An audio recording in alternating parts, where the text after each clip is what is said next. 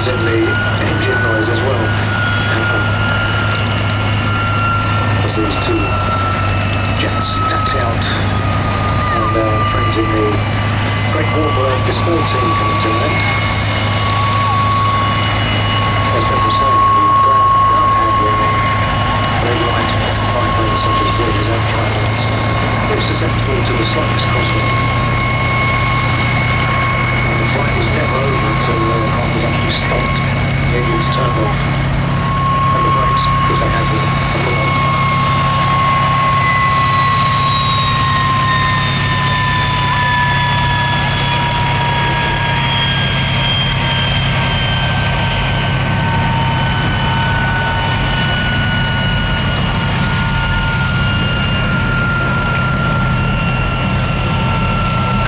Today for us in the Great Wall display team, we had Dave Linney, Matthew Boddington and Trevor Bailey. In the SE5As we had Peter Bond and Will Greenwood in the Fokker triplanes, and we had Gordon Randa in the Yonkers CL1.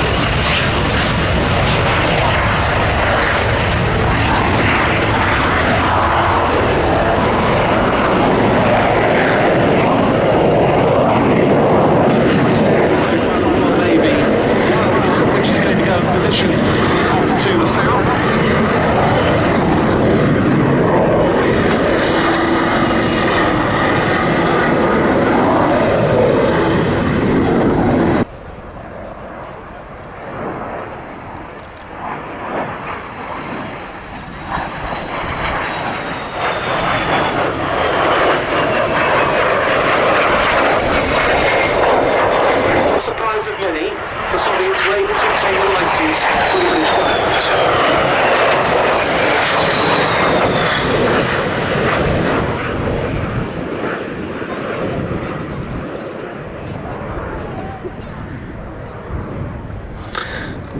So that engine went on to be produced in the Soviet Union as the Klimov RD-45, which the Soviets later improved as the VK-1, and that's what powers this aeroplane, which is actually a Polish-built WSK Mielec SB Lim 2 variant, a two-seat trainer. The specification of the MiG-15 was designed from the outset to combat high-flying enemy bombers.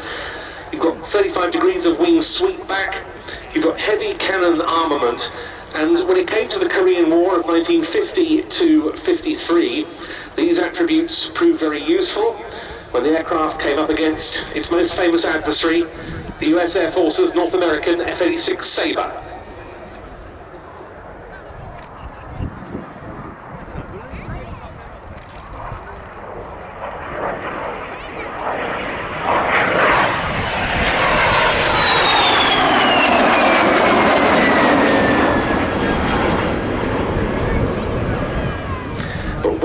Ask, is this MiG-15 in American markings? Those are the early post-war US Air Force. Well, this also dates from the Korean War period. It represents a MiG-15 bis model from the North Koreans that fell into US Air Force hands. It happened on the 21st of September 1953 when Senior Lieutenant No Kum-sok of the Korean People's Army Air Force took off from his base at Sunan near the North Korean capital, Pyongyang. He was heading for Kimpo Air Base in South Korea.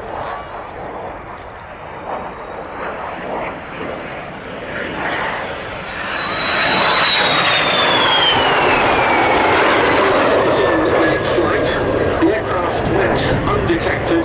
He duly landed at Kimpo and defected to the west. It all happened after the Americans launched what they called Operation Moolah, offering $100,000 to the first pilot to defect to South Korea with a MiG-15 bis. It wasn't the first such aircraft, however, to fall into Western hands, as a Polish Air Force pilot had defected in March 1953, landing on the Baltic island of Bornholm. The Americans decided to retain the MiG to evaluate it. It was transported to Kadena Air Base on the Japanese island of Okinawa in a C-124 Globemaster transport. It was flown by various pilots, including Major Chuck Yeager. They noted its strengths and weaknesses over the F-86 Sabre. The Sabre had the edge at lower level, and of course, American pilots had proved rather more experienced in the Korean War combats, not least due to their Second World War experiences. However, the MiG-15 was seen to have a better climb rate than its adversary. Against that, the MiG's handling characteristics in some regimes were somewhat trickier.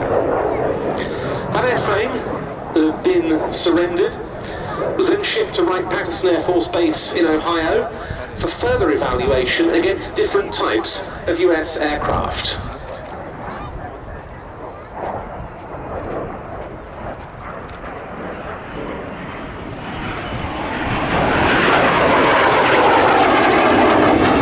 Some of those evaluations took place at Eglin Air Force Base in Florida, but it was back at Wright-Patterson in 1956 that the aeroplane met a rather undignified end to its flying career when it was in the hands of an RAF pilot who'd been sent over to evaluate it, Flight Lieutenant Ernest Chandler. He had a landing mishap. The undercarriage partially collapsed. The Museum of the US Air Force at Wright-Patterson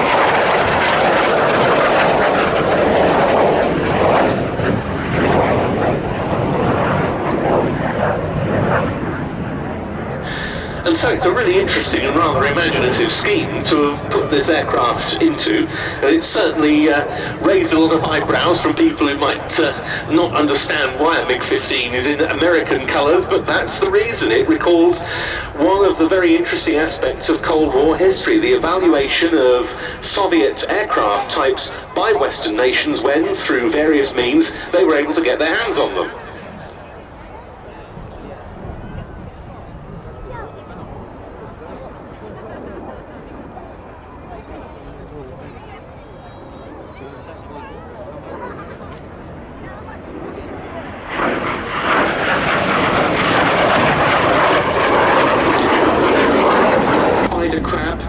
name was changed. This twin boom layout, incidentally, with these twin tail booms, was chosen so that they could make the jet pipe shorter and minimise the loss of thrust from the single engine. That was a power plant developed by Frank Halford, who for many years had been de Havilland's engine man, as the Halford H1, before it became known as the Eagle Goblin.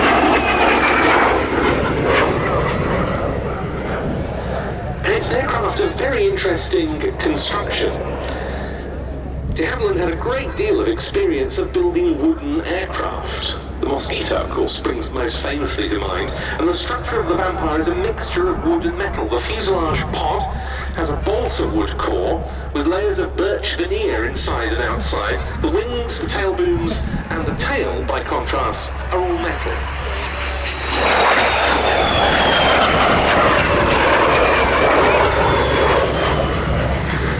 The early Vampires were solely used as day fighters. They were too late to see wartime service, entering service in Mark I form in 1945, but they achieved a lot of notable feats. The first carrier landing and takeoff by a jet were made by the legendary Captain Eric Winkle Brown in a Vampire aboard HMS Ocean in December 1945. They were the first jets of all to cross the Atlantic on an American tour by Vampires from number 54 Squadron in July 1948, and the RAF's first jet aerobatic team was formed on Vampires that same year by, once again, number 54 Squadron.